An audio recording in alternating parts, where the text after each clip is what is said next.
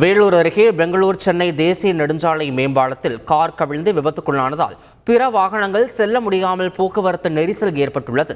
இது தொடர்பான கூடுதல் விவரங்களை எமது செய்தியாளர் பிரபாகரன் வழங்கிட கேட்கலாம். பிரபாகரன், வணக்கம். இந்த விபத்தானது எப்படி ஏற்பட்டது? குறிப்பாக இந்த போக்குவரத்து நெரிசல்ல எவ்வளவு வாகனங்கள் இருக்கின்றன?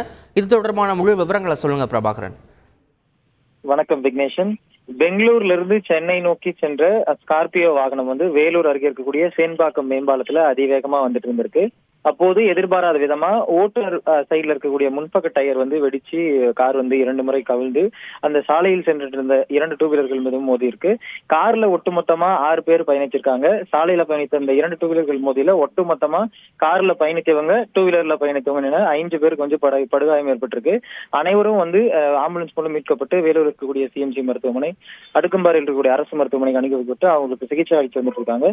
தொடர்ந்து இந்த விபத்தின் காரணமா அந்த மேம்பாலத்திலிருந்து சுமார் 1 கிலோமீட்டர் தூரத்திற்கு வாகனங்கள் அணிவகுத்து நிற்பதை நம்மால் காட்சிகளில் பார்க்க முடியுது. இந்த போக்குவரத்து சரி செய்யும் பணியில வேலூர் வடக்கு காவல் நிலைய போலீசாரும் வேலூர் போக்குவரத்து போலீசாரும் ஈடுபட்டிருக்காங்க. இந்த விபத்துல படுகாயமடைந்தவர்கள் குறித்து எந்த ஒரு விவரமும் தெரியல. தொடர்ந்து இது சம்பந்தமா வேலூர் வடக்கு காவல் நிலைய போலீசார் விசாரணை நடத்திட்டு இருக்காங்க. இந்த போக்குவரத்து சீர் செய்யும் பணியிலையும் ஈடுபட்டிருக்கூடிய நிலையில விரைந்து இந்த போக்குவரத்து சரி செய்யப்பட்டு போக்குவரத்தானது சீர் செய்யப்படும் போக்குவரத்து போலீசார் தெரிவிச்சிருக்காங்க.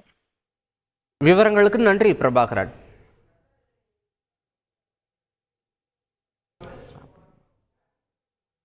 வேலூர் அருகே பெங்களூர் சென்னை தேசிய நெடுஞ்சாலை மேம்பாலத்தில் காரானது கவிழ்ந்து விபத்துக்குள்ளானதால் பிற வாகனங்கள் செல்ல முடியாமல் அங்கு போக்குவரத்து நெரிசல் ஏற்பட்டிருக்கிறது. அந்த காட்சிகளை நாம் தற்போது பார்த்து வருகிறோம்.